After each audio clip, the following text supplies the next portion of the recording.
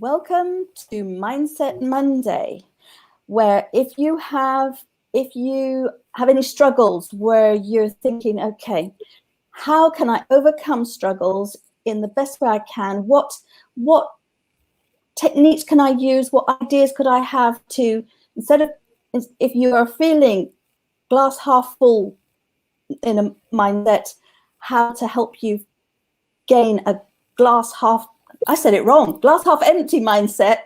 How can you change that around? How can you shift it to have a positive mindset, a growth mindset?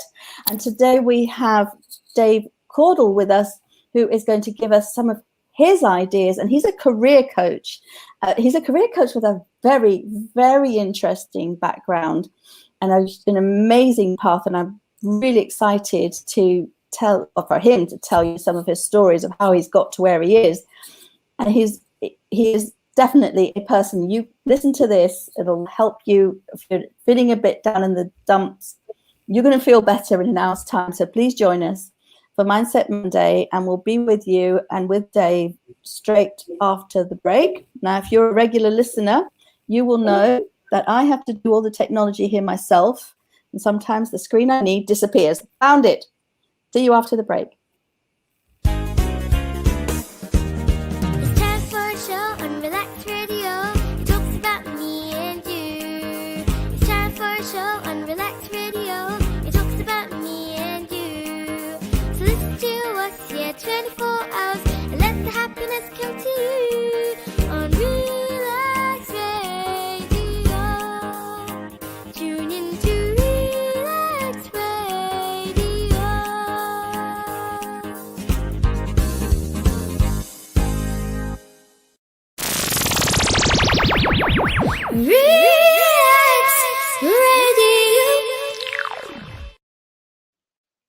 Welcome to Mindset Monday, and today we have career coach. Now, I'm sure you've all met career coaches in your past, or a lot of us have, and doesn't sound necessarily all that interesting. But let me tell you, this career coach it'd be like one of those of, where were you when I needed a career coach? Dave Cordle, I'm going to just tell you a little bit about him, and then he'll be coming on to tell you himself. Dave is a UK and internationally accredited career coach. He's currently president of the Career Development Institute, the UK's professional body for career coaches and advisors.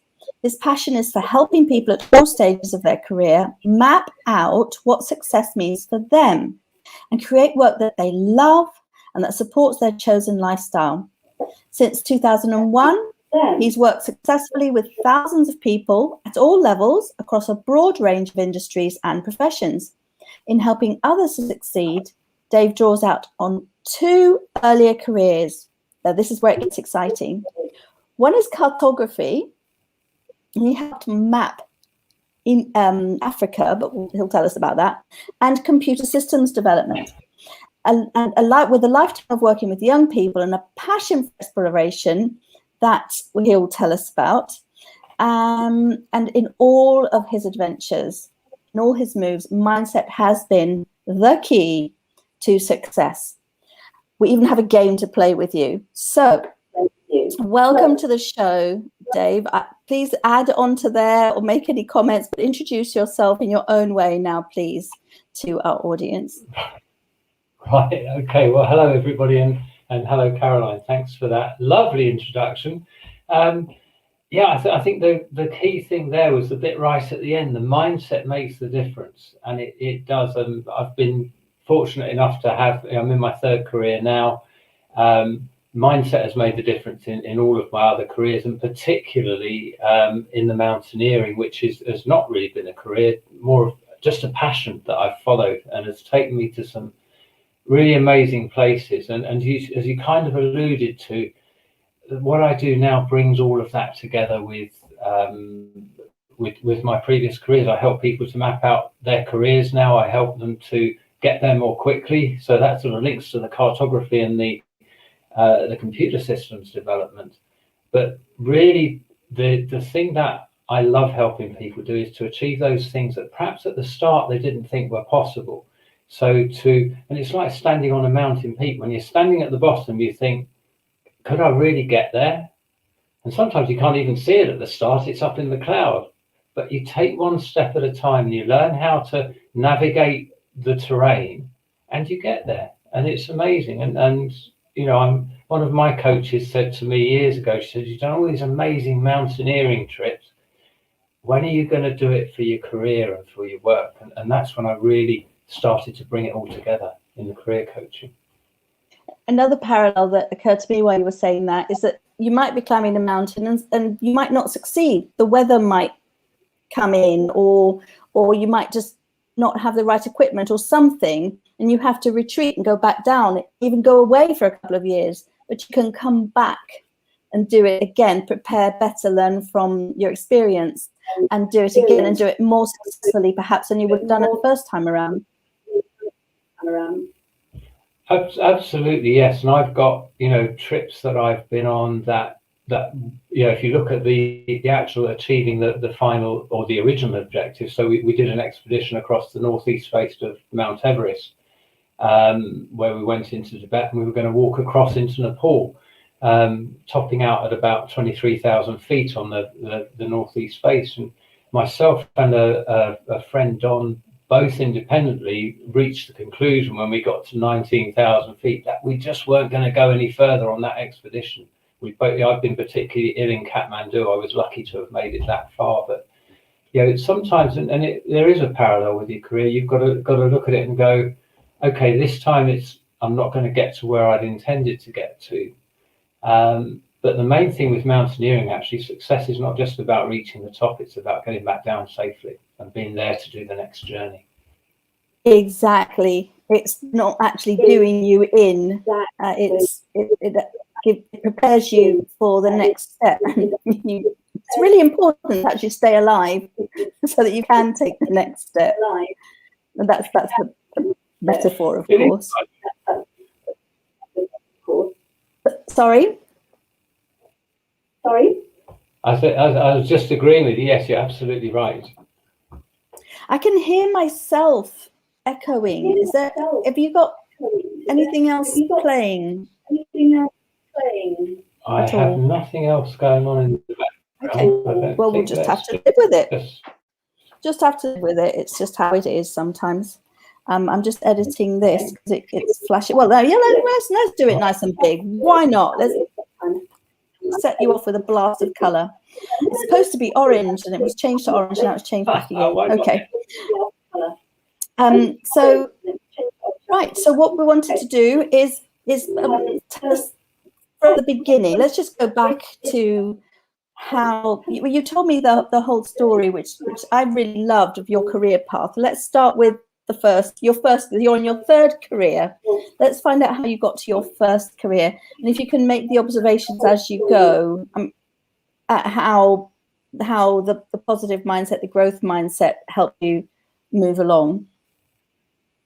Yeah, I guess I suppose when I look back, I probably always had a bit of a growth mindset. I don't think I really knew I had a growth mindset until even my third career, in a way.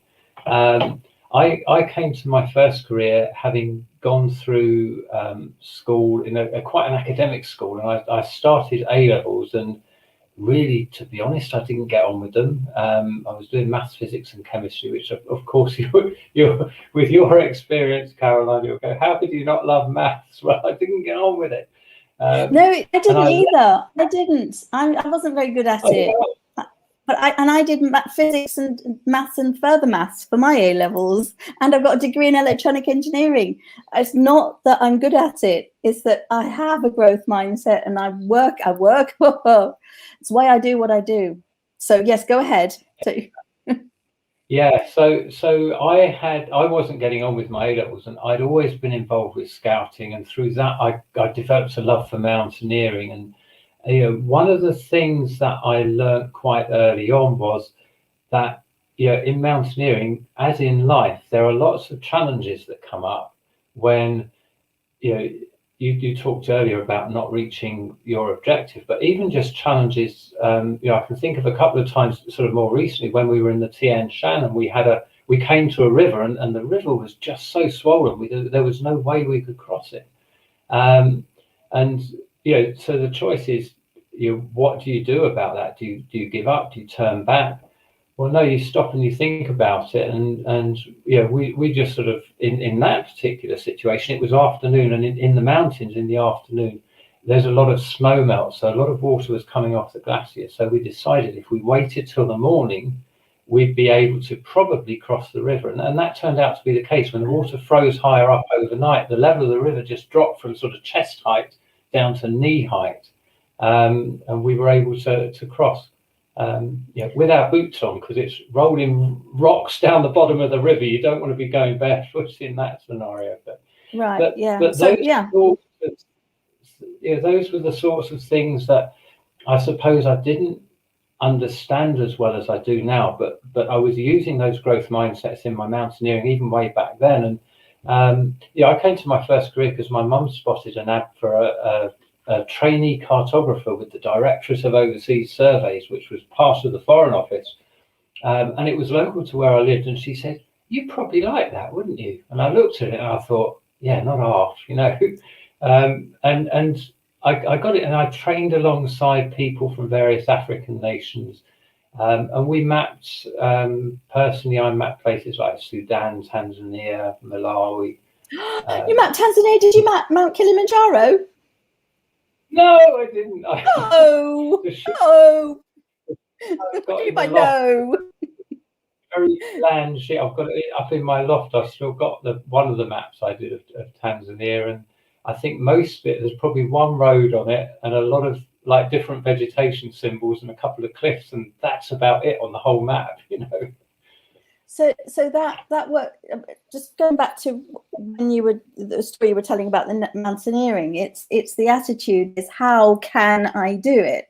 We've got this problem, and it's not like, oh, this is a disaster, and it's like, oh, why? It isn't, as opposed to why can't we do it? It's how can I do it? So you overcame Absolutely. that problem with the river, and then that was the thing that occurred to me while you were saying it. And I just love this whole business of cartography. I think I definitely missed my early calling. My first career was electronic engineering, and I really didn't enjoy it.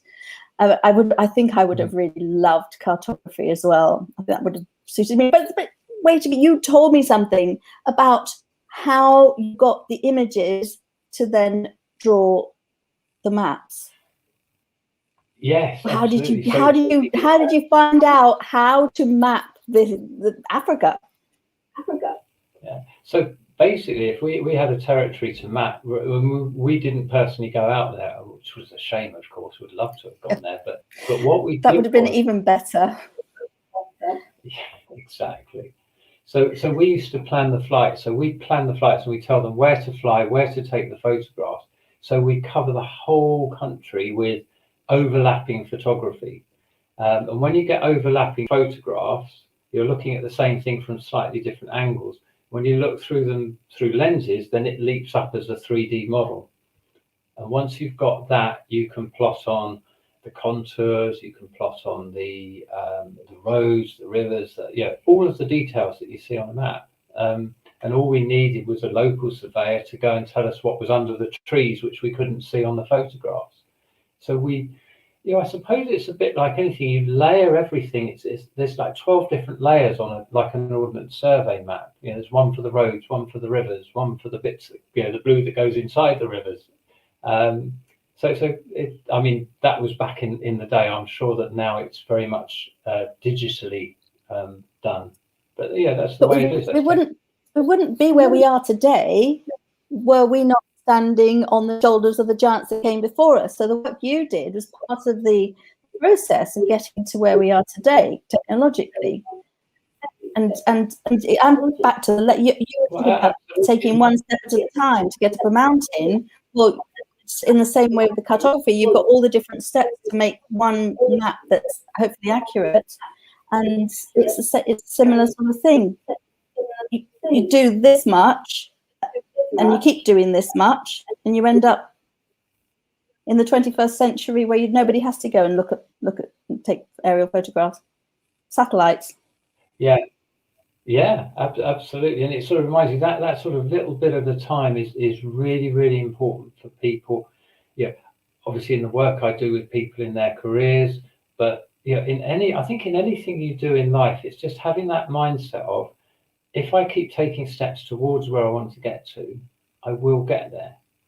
And I think it's important that part of that growth mindset is also stopping to celebrate your progress, not just when you get to the top, but along the way as well. And the analogy I make with people is, if you're climbing a mountain, quite often it's quite a steep path, and you just have to take that one step at a time. But if you keep doing that, it's amazing how quickly you can turn around and got that whole valley out before you, and you think, wow, I've come a long way already. Okay, on that note, we're going to go for a break. So after the break, we're going to maybe look a bit more into that, into the coaching aspect of overcoming overwhelm, basically. If you're feeling overwhelmed, well, let you use your own words, but we're going to look into that in a little bit more detail after the break. Cool. It's time for a show on Relax Radio. It talks about me and you. It's time for a show on Relax Radio. It talks about me and you. So listen to us here 24 hours and let the happiness come to you on Relax Radio. Tune in to Relax Radio.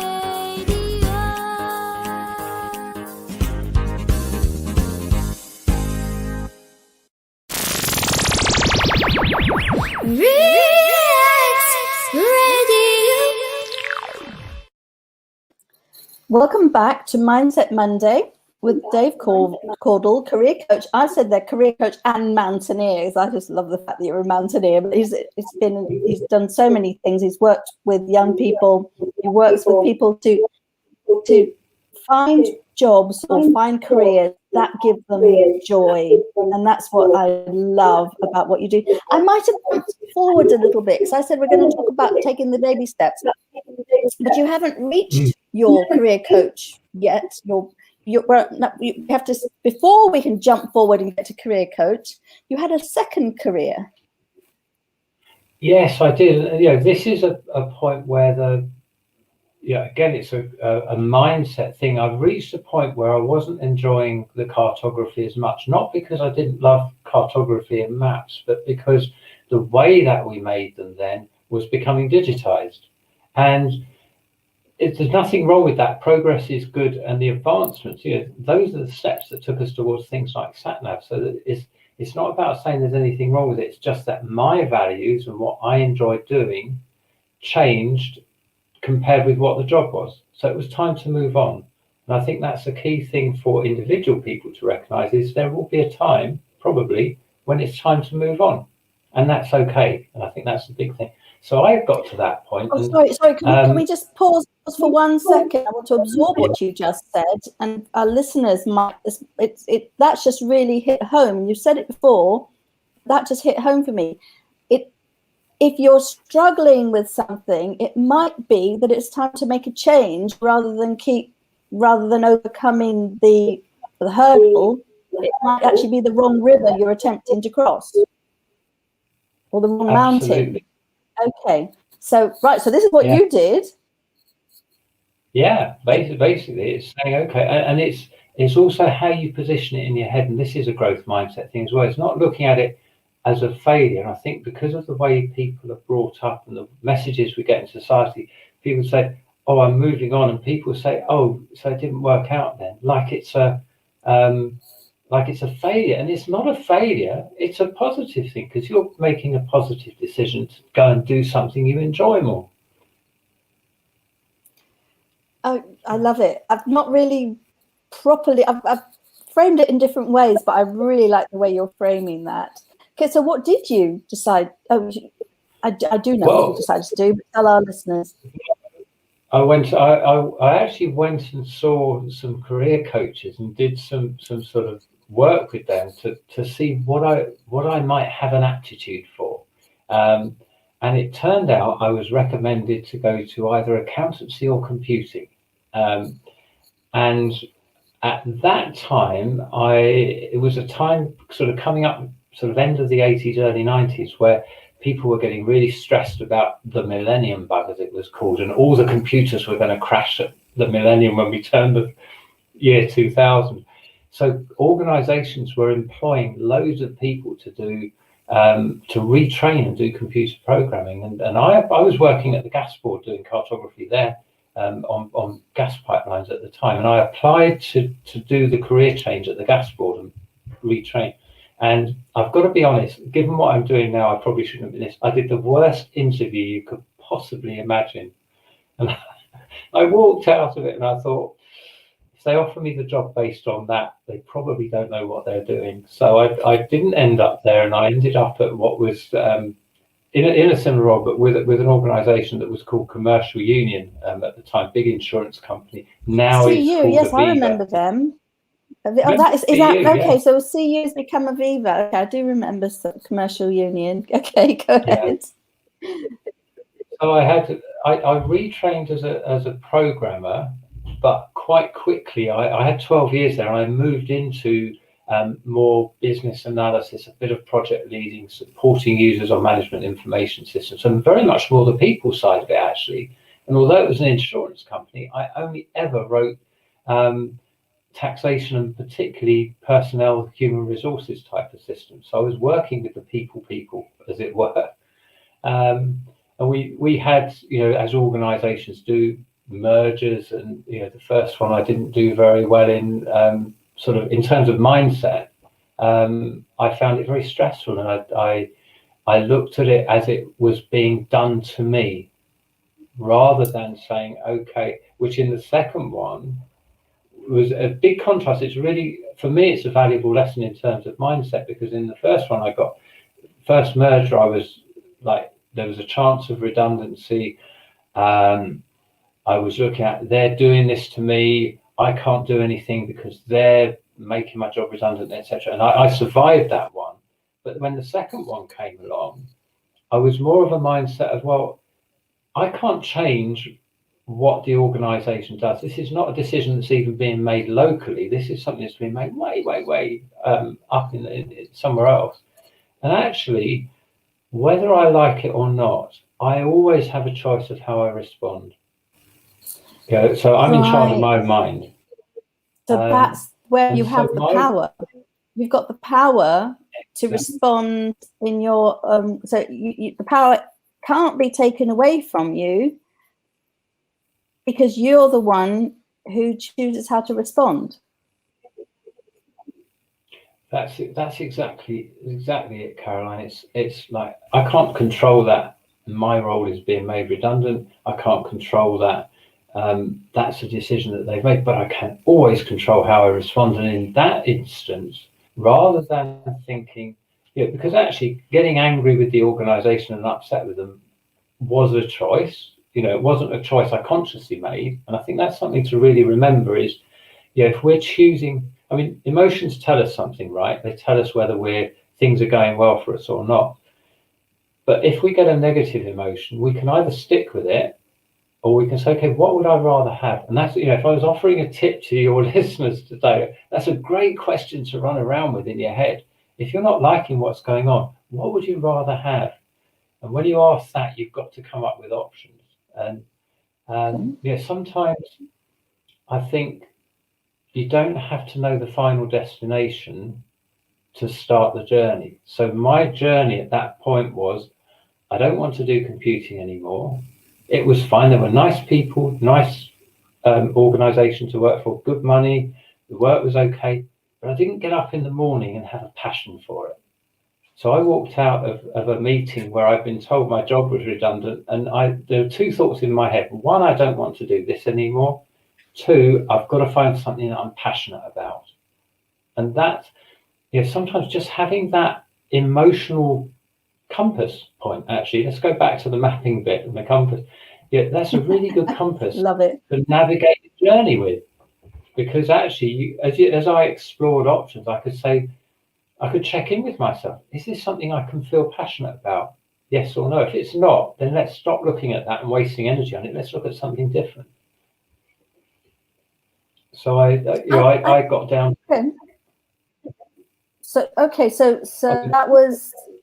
So that was, we're leading up to the second time you got the time you actually got made redundant after your second career choice. But we are going to go on to something completely different, something which you've done throughout your life now, because you mentioned a name while we were preparing for this that gives me goosebumps. It makes my hair stand on end.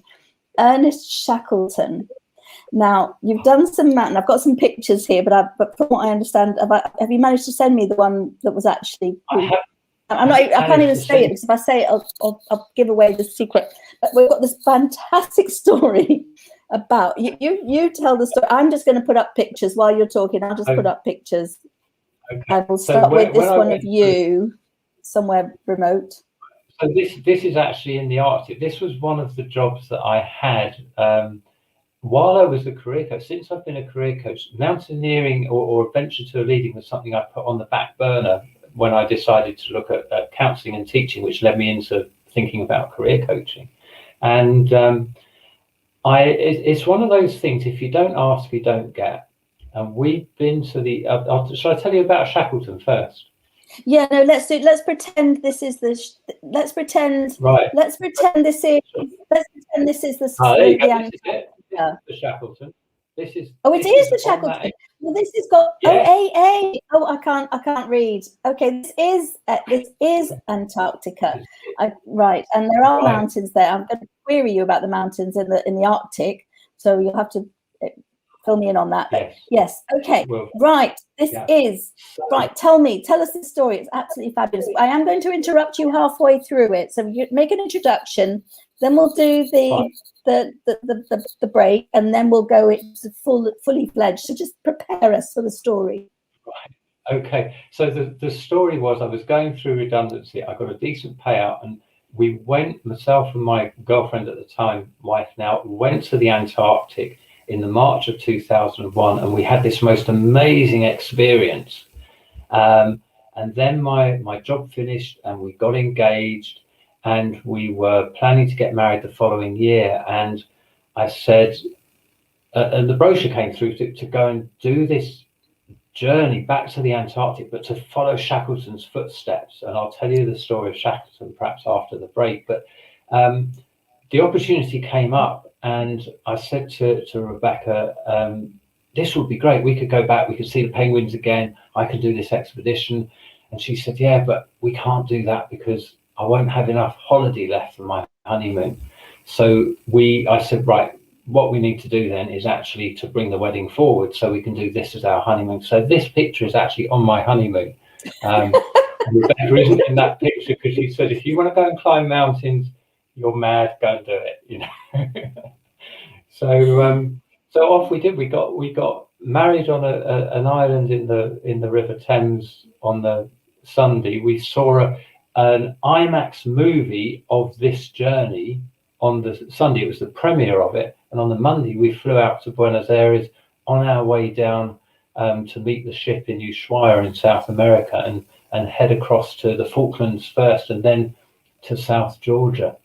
And the whole purpose of the expedition was to do this crossing of South Georgia. Have we got time to go into the backstory? Yes. No, we're going. You're going to do that after the break, because that is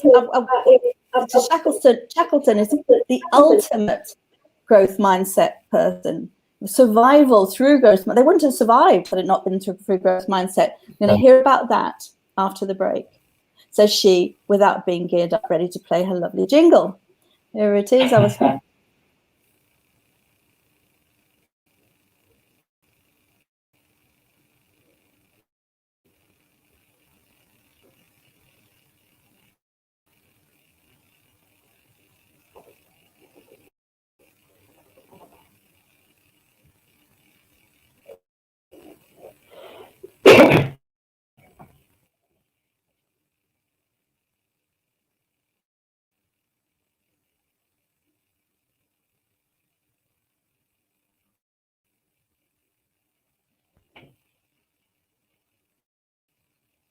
Should I be able to hear you, Caroline?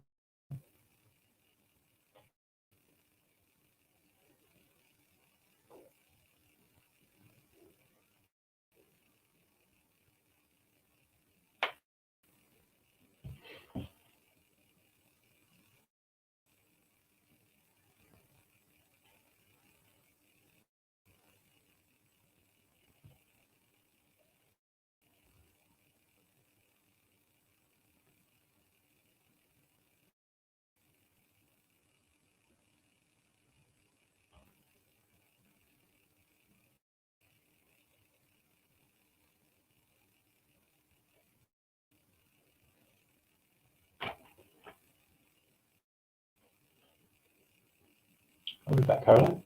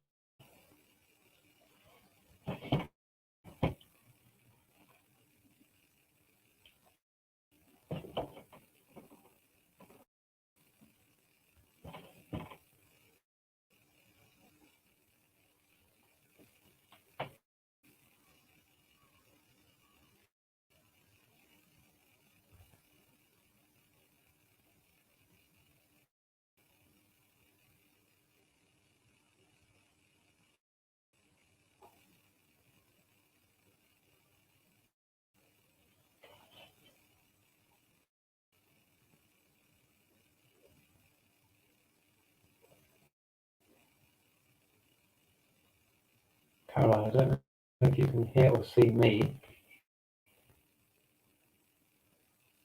Perhaps you could pop a note in the chat or on LinkedIn if you can.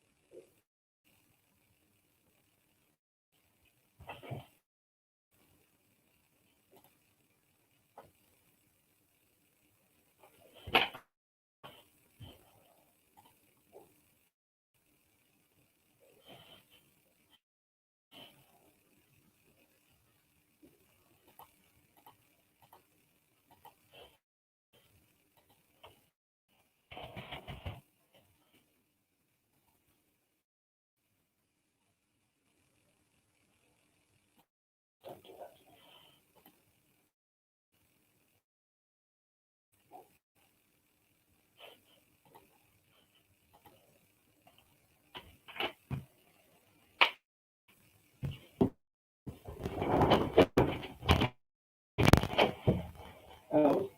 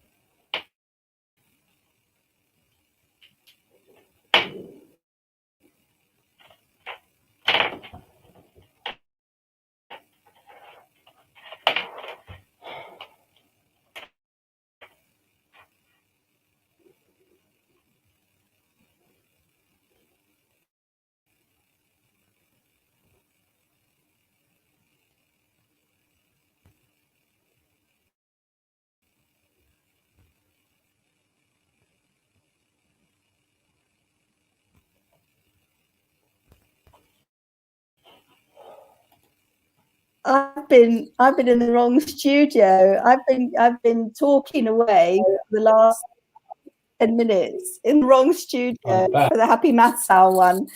That's just, and that weren't live or anything. So this is complete fun. So I'm so glad I found you. Right. Oh, good. I know I was in the wrong studio. There's two that I've got ready and I entered the wrong one. So I was waiting for you in the wrong studio. I was never going to find you. Right. So what have you learned from this? What have I learned from my experience now? Oh my goodness. Well, I tell you what, I get a lot of joy out of doing this program. I might I do wish I had a technician, but I do get a lot of joy out of it. So would you say I'm making a good move for my mental health? Even though I make biggest blunders. Yeah, I do a lot of work with people on their values around work. In other words, what's important to them about work. And when it comes down to it, it's not, or it's very rarely is hold it on, money. wait, sorry, I'm going to pause you for a second because I'm going to take this picture off without cutting us off. And I'm going to concentrate on doing it for a moment. I want to remove the picture so we can actually see you while you're talking.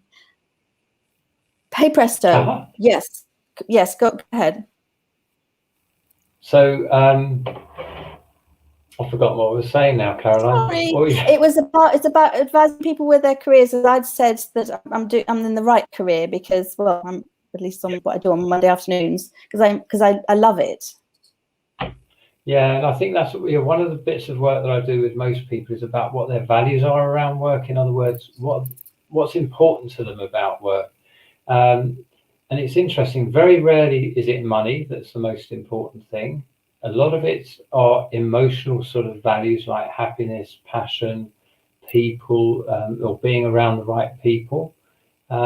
So being around people with a similar attitude and a similar mindset to them is often important to people. There is a problem there, though. If one is surrounded by cup half empty people and everyone else is half empty in a doomsday, basically if everything's doom and gloom and everyone around you is doom and gloom. So, what do you do there?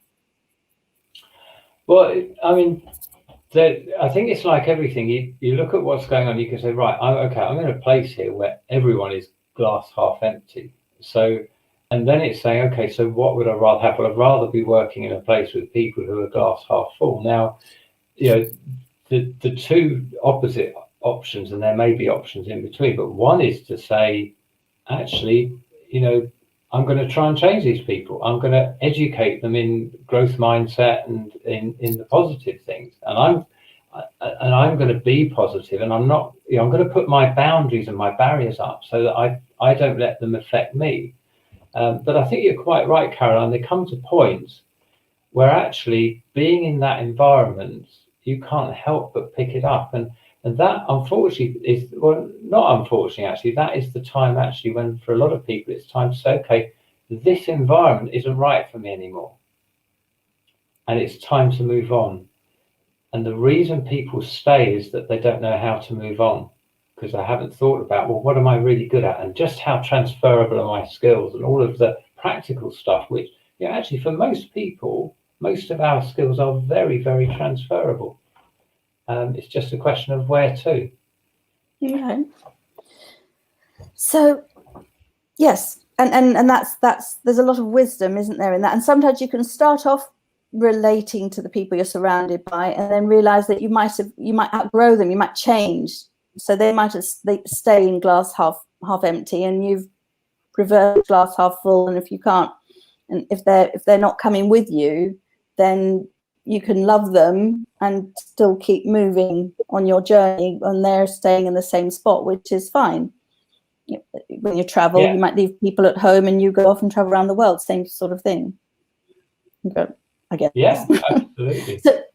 So please do tell us about your honeymoon. I was going to say I've told everybody about Ernest Shackleton, but I haven't, because I was talking to an empty studio that wasn't even live, so I haven't told them anything in your absence, because I was more absent than you were.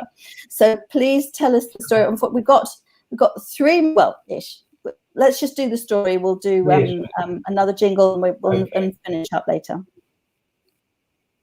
Okay, the story first. So the story of Shackleton was that in 1914 he set out in December, or he set out in the autumn to undertake an expedition to cross Antarctica. The pole had been got to by Amundsen and Scott, and that was the next big Antarctic challenge. So they sailed to South Georgia from London on the Endurance, which is the name of the ship.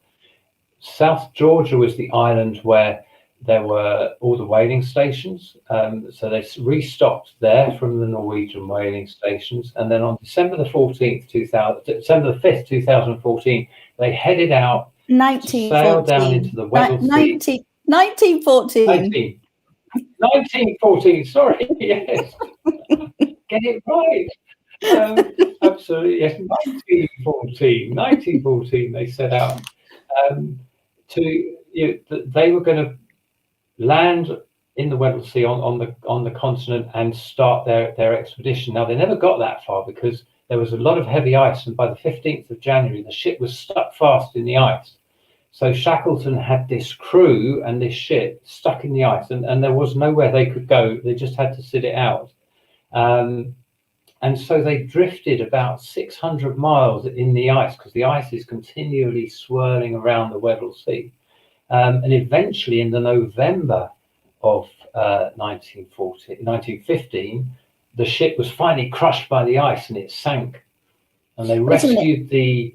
November 1915. Were they swirling around for a year and a half?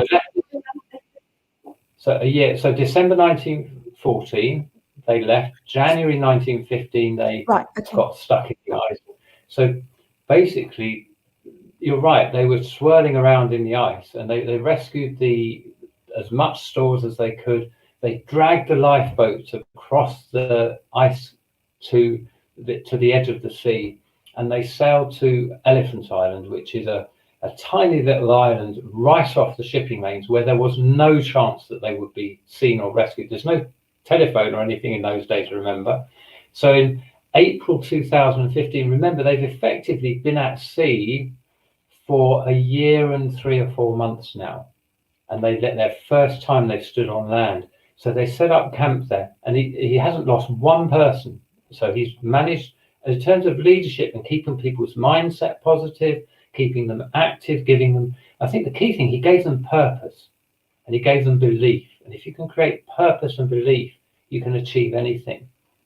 And he set out they sort of emboldened one of the lifeboats, the James Caird, and they sailed it. And this is like a 23-foot long lifeboat that they sailed across the roughest ocean in the world, 700 miles, to find South Georgia, which is this tiny little island. It's long, but it's thin. So it's an amazing piece of navigation to actually get, for 6 of them, the rest have been left behind on Elephant Island, for 6 of them to sail this rough ocean. And Worsley, the captain, in his book tells a story of how when they arrived at South Georgia, they were on the wrong side for the whaling stations, and they had to lay off because they were in a storm. And he says by the dawn, they woke up, and he said, and we could see the white line of the dawn in the distance. And then we realized it was the crest of a wave that was about to crash over us. Yeah, and it makes me go cold when I think of that. And they landed in King Haakon Sound, which is a big sort of inlet that goes into South Georgia. And they landed at what's now called Cave Cove, where they found shelter, and they managed to kill seals to eat. But they only stayed there 4 days because they couldn't get inland from there.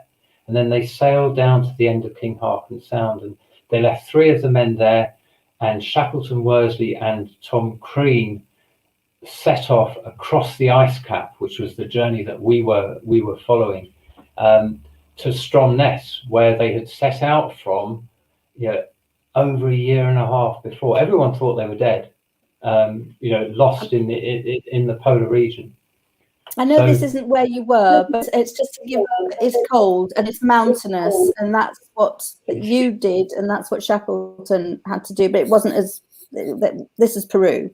He says this is the Andes, but it's just to give you a feel for what it was going to be like. And they wouldn't have been equipped with mountaineering equipment, of course, presumably. No, they had put nails through their boots, I think, they basically, they weren't set out for like mountaineering by that stage. They had a rope with them. They did the crossing in the only 3 days of good weather in that season, and they did it in 36 hours. We took 2.5 days to do it because we got caught in a storm and we were stuck in our tents for the best part of the day with the wind howling round us and camps on a glacier. And it's there's another thing you need your mindset for. So that's, I was going to say, what's the mindset lesson that we've got here just before we go to the break?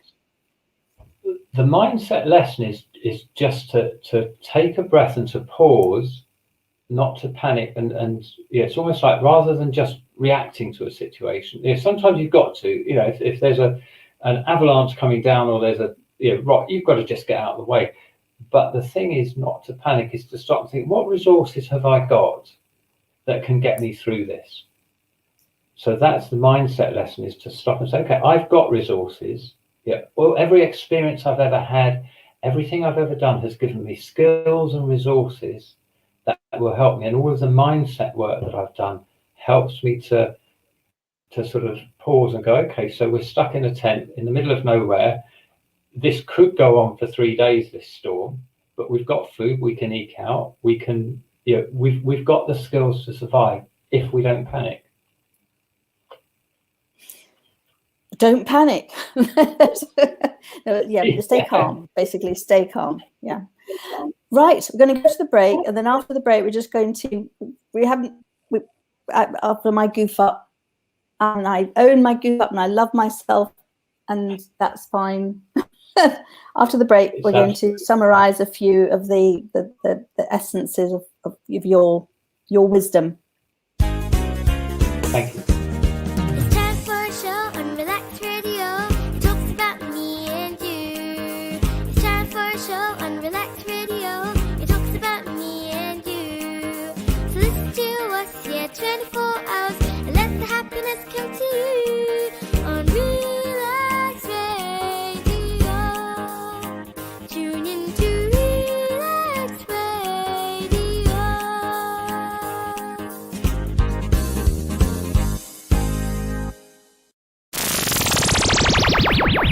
Relax Radio.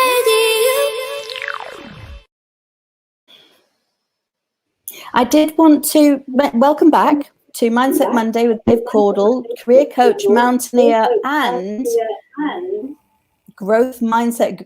I'm going to call you a guru. You really have to have. I'm going to say it because in order for you to coach the people that you coach, and in terms of helping them with their careers, I think you must impart quite a lot of wisdom. It's my guess on the matter. I certainly getting that from you. But you've come up with a tool, which we were supposed to do in the last section, and of course I'm yes, that never mind. You came up with a tool. Can you give us just quickly? We have 9 minutes, and in 9 minutes I have to literally skedaddle because I've got to move on to the other studio that I was sitting in all on my own for 10 minutes. Right. So 9 minutes. So can we do 3 minutes for the game? 3 minutes of the game. Okay. Possible? So the game is called Navigate. Whoop, there you go. Oh, there we go. So the purpose of this is that it builds on the growth mindset by recognizing that our emotions are just data. They're there to tell us something. So the game uses an analogy of an expedition, where the idea is we're all on an expedition and we're going. The objective is to all finish together in the best time, I guess.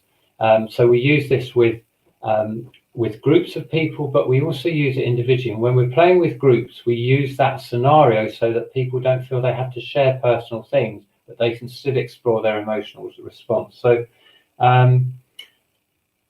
here's a growth mindset. Can you read that? You knocked over the cooking pot and the dinner is ruined. So the first thing we do is we get people to pick a situation. So we've got a range of different situations that come up. So this could be a literal thing in our scenario, or it could be it's just a metaphor for you made a mistake. Okay. So Caroline, how does the game work? Go on. Yeah. So the first thing we do is we pick either a real scenario. So some people like to work with I've got this situation going on. Some people, they like to pick a metaphor for it. So we say, right, so if you're on an expedition, so in my case this was you've knocked the cooking pots over. So in other words, the metaphor is you've made a mistake that's letting the team down, as it were. So the next thing we do is we say, so what do you do? Do you freeze? You know that idea of flight or flight? Do you freeze? Do you run away? Do you fight?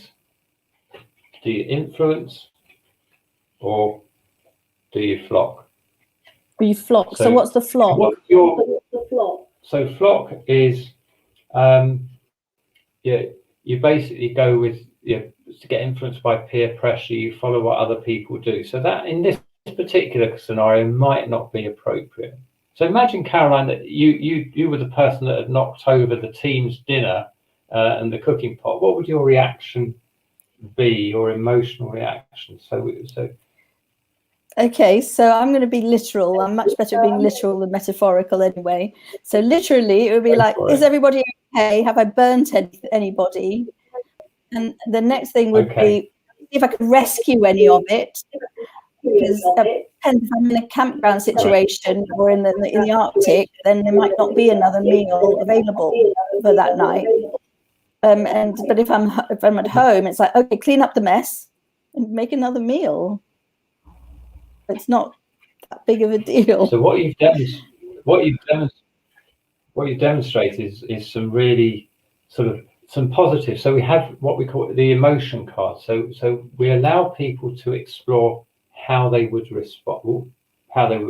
So I haven't got the one with your particular things on. So there are different ways, and you've already got a growth mindset. So your response was very positive, very how can we make this work? But what a lot of people do is their initial response is negative. So they might say, so we have our red emotion cards. So they say, well, actually in that situation I felt confused or uncertain, and maybe also they felt, they might pick that one, irritated and frustrated. I think that would have been me. That might have been me in my 20s. I might have got angry with myself, angry with somebody else, may look for somebody to blame, who caused that to fall. I think that could have well been me a few years back. Yeah, exactly. So the reason that we have the cards is that very often people, they've got a general sense of their feeling, but this helps them to home in and say, these are the specific things that I was feeling. And once they understand what they were feeling, we can talk about what their response is and how useful that was in the situation, but also move them on and say, well, how would you like to respond in that situation? So they've got the how they did respond, but then there's a series of these green emotion cards. How would you like to respond? So, hopeful. So I'd like to be... Okay, so how... what to replace it with, and of course you have the skills to help coach people through that. We do, and we have a series of this is called an Ask Myself question. So we give people some suggested questions to help them to make that move. So we say to them, look at these. So could you see the situation differently? Are you overreacting? Is your mood influencing your reaction? So is it just that you're responding in a certain way because you're hungry and tired, for example? What are my other options? What would somebody else do? So we give people some tools. So it's a tool that you can use with your family. Teachers use it with students. either in groups or individually. And as a coach, I use it with people to help them explore their responses and develop more useful responses. Thank you. We've only got a couple of minutes left. So that makes really good sense. And what I'm going to say now is, if anybody does feel that it would be helpful to talk to Dave, the website is just davecordle.co.uk. You can buy the game Navigate in the store. That's it. Contact him through that website. Now I'm going to read your mission, and I'm going to ask you what your next project is, but we've got to be super quick. So his mission is to create a world where everyone has access to the skills and confidence to define and create success for themselves, which means we need to teach those skills in schools and adults in the workplace. So that's your mission. And you're talking about, we literally have 1 minute for you to talk about your next step, if you want. Okay. Well, you choose what you want to talk about. What do you want to share with people for the last 1 minute? Well, yeah, I think when you've got a mission, once you start taking the steps forward, the right people appear. That's how the Navigate game came about, because I met the right people, because they heard what I said. So my next step is to keep talking about what I'm doing, and through my position with the CDI to hopefully influence some of the sort of higher sort of government type of people, but also through just in my day-to-day interactions, through what I put out on the internet, through shows like this, to influence more people to start asking the question, why aren't you teaching my kids this at school? Why aren't you teaching them at school? Why isn't your organization teaching you how to manage your career properly?